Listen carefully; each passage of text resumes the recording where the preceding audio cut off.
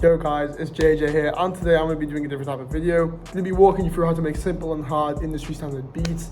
And the main key points to go through today will be brought up later, but before we get into it, make sure to like, comment, subscribe. We have just passed 1,000 subs, dropping a nice little free kit for you guys soon. And speaking of the kit, roll the trailer.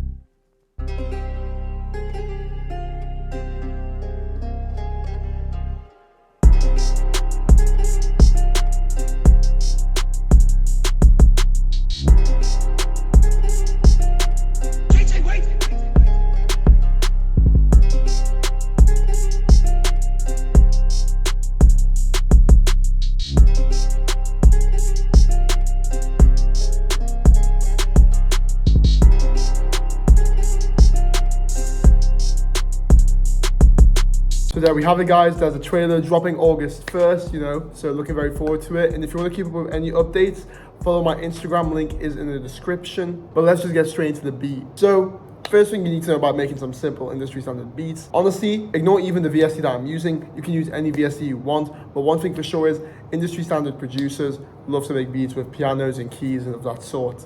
So first thing I did was grab Kontakt 7, got myself a nice little band called Noir Felt, and just use the basic preset. Now, when we're looking at this pattern over here, it is very simple and straightforward, and I can break it down for you. So looking at the pattern, to really just start off all of this, we're focusing on these two root notes here, the E and the B. And as you can see, there are 1, 2, 3, 4, 5 semitones apart, and these kind of notes always really click really well together. So here's a nice little trick for you. So that's a nice little tip for you. Then once I did that, as you can see, I kind of made myself a nice little chord over here. And if I take this down a whole octave, you can see it's essentially just a diminished minor, but I just played with the octave of the keys, of course. And all I do is just let it strum over, and then of course a bit of variation over here. And just let these keys kind of roll down and just rinse and repeat the same pattern. Something I like to emphasize is with these industry beats, keep it simple, repetitive, but it's also got to be catchy to the ear. And a very, very important thing that I like to always promote, when you're using pianos or any kind of live instruments, if you click Alt-S, it'll bring up a strumizer, and all that does is it strums your melodies for you, and obviously you can adjust the strength and the tension. On top of that, I also click Alt-R, as you can see here, bringing up this nice little randomizer, but I like to randomize the velocity, and the reason I do this is because it makes every note sound more human, give it a much more natural touch. And now with all that being said, this is what the main melody for the beat sounds like.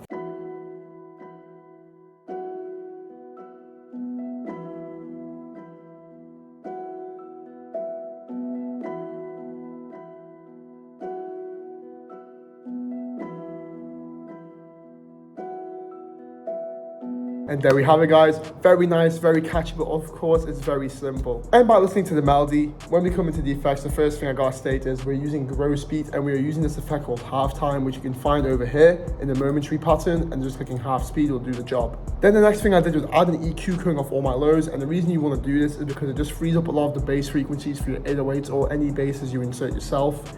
And of course, naturally, I wanted to increase the high end and duck some harsher frequencies. And of course, if you guys want to see a mixing tutorial from, yours truly, let me know in the comments. Next up, of course, we got ourselves a nice little bit of a fruity delay. This is a preset that I came up with it. I added a little bit of ping pong just so it can give it a bit of movement to the whole sample, hearing it go back and forth in your headphones. And then last but not least, some Valhalla Vintage Verb, just to add that nice little bit of ambience that we're looking for. And of course, the melody was stereo separated around 27%. So if you're listening to this video with headphones on, you can really hear that difference. Next up, of course, I got myself another instance of Kontakt 7 using the Scarby Rickerback bass. But if you guys don't have this plugin, of course, there are very good free, affordable options. If you guys don't have Kontakt 7, it is not a big deal. There are a lot of good alternatives. For example, Expand 2 has a really nice bass spank. And of course, you can also use the Boo Bass from FL Studio, which is a stock plugin, and it sounds really good too. And of course, looking at the pattern, very simple again and straightforward, keeping it nice and repetitive, using these notes that are very good together, which is the note that is 5 semitones below the E, being the B. And of course, for some variation, all I did was add a nice little extra note, which is the C, which kind of just strums in nicely. And without further ado, this is what the bass sounds like.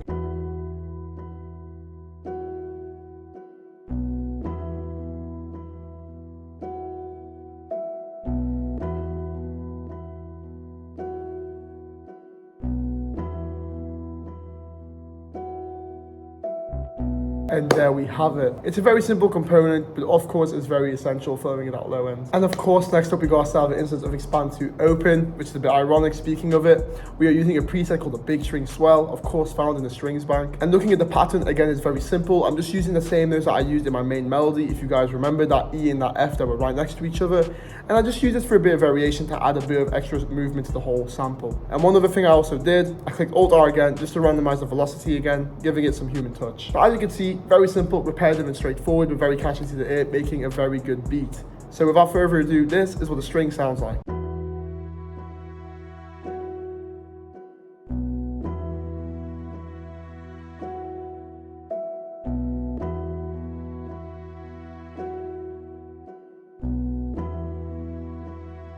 And there we have it. Of course, for the effects, yet again, we have got ourselves an instance of grow speed using that half speed preset, which I really do like. It's really good and very much used a lot. Then, of course, I got myself a nice instance of an EQ, yet again, calling up all these loads and just looking some frequencies I wasn't a big fan of. And then next up against a Valhalla Vintage Verb, just for the ambient and the reverb it provides. And of course, I stereo separated the sound 62%, so you can hear it really, really wide in your headphones. And now, of course, last but not least, we have got ourselves a nice sound from my kit, the bell sound. It's in the perk section. And this is the good old bell that we all know and love. It's a tubular bell used in yeet beats a lot. You find it a lot of modern trap beats. And it's a good industry sound that people use nowadays. So from what we can see here, literally just starts at the beginning of every 4 bar. And of course, I tuned it to the note of E, making sure it stays in the same pitch. Then for effects, I got myself another EQ, creating a nice little telephone effect here, cutting off a lot of the unwanted highs and lows. Then I got some reverb, yet again, very similar presets, but I am using the stereo option instead to not give it a bit too much of a cluttered mix. And then last but not least, some Valhalla Vintage Verb yet again, just to really drown the sound. And looking at the stereo separation, we have maxed it out for the bell, really widening the sound and giving it a bit of an extra oomph. So without further ado, this is what the sample sounds like.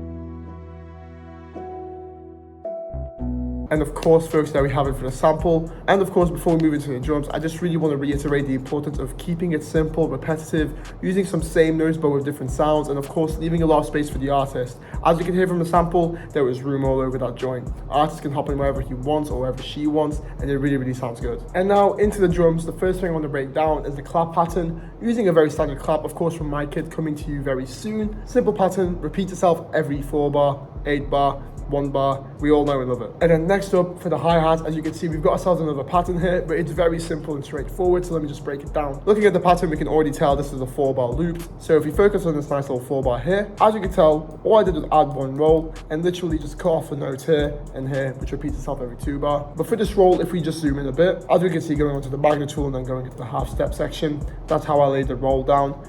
And then for this nice little cascading part, all I do is highlight these notes by clicking Control and left click, then holding right click on this here. As you can see, it automates the velocity of the notes, making it very, very nice. And the final trick of the trade for you guys is, as you can see, the velocity of each hi-hat does differ a bit per note. So the way I did this, if I delete all this here and we just focus on these 2 notes, all I have to do is highlight this one, click and scroll with my scroller wheel, as you can see here, adjust it to how I like, then I go up here, right click and drag, and then hold Control B, bow. And that's how you get yourself a nice little bit of a nice bit of a bounce for your hi-hats without actually adding anything. So now without further ado, this is what the hi-hat and the clap sounds like. So without further ado, this is what the clap layered with a snare and the hi-hat sounds like.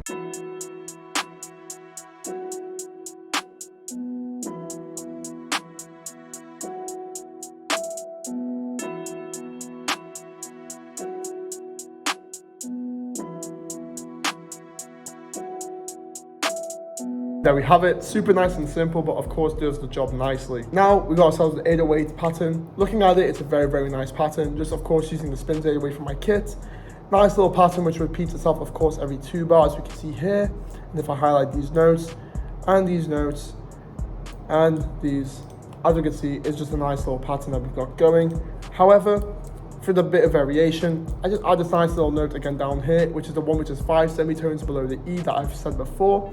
so it sounded really good when you played it. And again, for a bit more variation, I added these 2 notes and a bit of a roll for that extra bounce. As for the kick, all I do is just lay down the same pattern as my 808, of course just keeping it on the same note though. And one thing I want to reinforce about my 808 and kicks, I say it in every video, but max your velocities out. It's as simple as this. All you have to do is click Control A, highlighting all your 808 notes or your kick notes, and holding on the scroller wheel, and then holding onto it and dragging it up, as you can see here, maxing out your velocity really good. And the reason I enforce this is because, first of all, maxing out your velocities for your 808s and your kicks, it really adds that extra level of punch in your beats, makes the mix so much nicer, especially for artists that are trying to hop on your beats.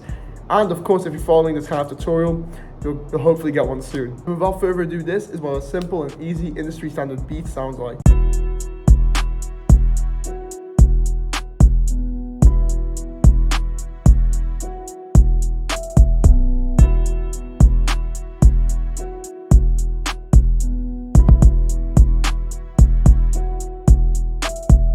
There we have it, folks. But before I wrap up this video, let me just walk you through the structure of the whole beat. So of course, looking at the structure, it might intimidate you a bit, but it's very simple and straightforward. First, looking at the 8-bar intro, we've got ourselves the bass, the main melody, and of course the bell, just to add a bit of like, that flavor. Then, of course, my producer tag. And then next up over here, we got ourselves the 16-bar chorus, which is essentially just 2 8-bars. For the first one, I introduced the bell of the main keys, have the snare hit in a bit late, as well as the 808, the kick and the hi-hat, just your essential drums. But for the second half, I introduced the strings as well for a bit of variation. And then next up, we got ourselves the verse section. This is 24 bars, making it a total of 3 8-bars. And of course, if we just focus on this beginning part here, I got myself the 808 hitting alongside the bell, but then introducing that hi-hat and that clap pattern just beside it. And then hitting the second section of your verse is very important to kind of reinforce that extra bit of oomph you want to bring. So I reintroduce these strings, bring in the kick, of course, and just letting the artist do his thing. And then last but not least, we have our favorite. Last but not least, we have the last part of the verse, which is what I call the pre-hook. This is the part of the verse which is the 8-bar just before the hook, so it's kind of in the name. But walking you through it, I've pretty much got the whole sample playing, completely stripped the drums. It also indicates to the artist, okay, like we're gonna get back into the main chorus. But then again, I copy and paste my chorus over, copy and paste my verse over one more time, and then last but not least, my chorus yet again. To summarize it all, I got a 1 8-bar intro, I've got 3 choruses in total and 2 verses. You can pause the video, watch over it, see how I structured it. But of course, we have made it to the end. I appreciate you guys for watching. To keep up with the kit updates, make sure to follow my Instagram down below. Make sure to like, comment, subscribe, and of course, I'll see you in the next one. Peace.